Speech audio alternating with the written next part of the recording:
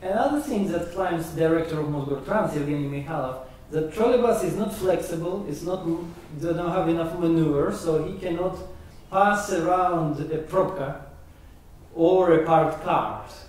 So this leads to its immobility of this mode of transportation. So we should switch to buses that can easily go. Buses have been adopted in many cities because of their flexibility. And the experience is that we do not want flexibility in order to mix buses with cars. That's the downfall of buses. So every bus lines, of course, when they operate on lightly traveled routes, bus is optimal, absolutely. Diesel bus is optimal. But if you have a heavily traveled line, then you don't want it mixed with other traffic. And going from tramways separated from traffic to buses in mixed traffic has been a disaster and huge loss of passengers, and cities which have progressed, which wanted to favor public transportation, have gone for light rail, and now the whole movement of BRT is based on copying non-flexibility of rail systems. If you can describe in a couple of words what it would be if they would change the trolleybus to a bus.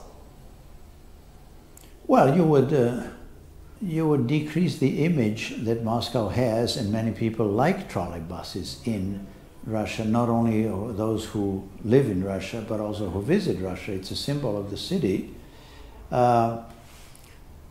There would be some loss of passengers, which always happens if you go from trolleybus to bus. People prefer to know where the lines are going.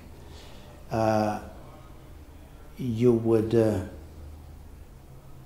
in some intersections, it may be easier to route them around and so on. But in others,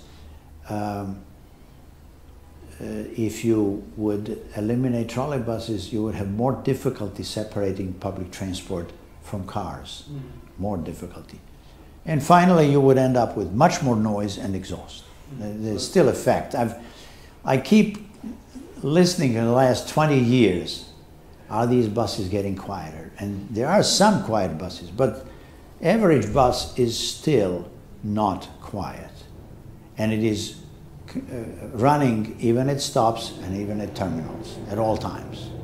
So it's a major step backwards. Major step backwards with respect to noise, with respect to exhaust, and with respect to environment. It's the cities that are really have decided not to buy more buses compute that they will decrease, say, 20% of CO2 and various gases that are produced. So it looks like Moscow going against the world trend. Well, if so many cities have officially decided not to buy diesel buses anymore, and with expectation of some going toward electric, absolutely.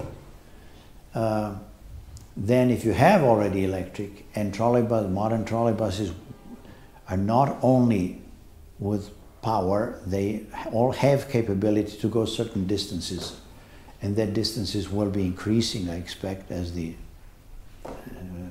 technology improves, that such trolleybuses will be logical step toward that solution, while going now to diesels when other cities are not doing, which means we would go to where those cities were 10 or 20 years ago and have no infrastructure that is now existing on trolleybus network.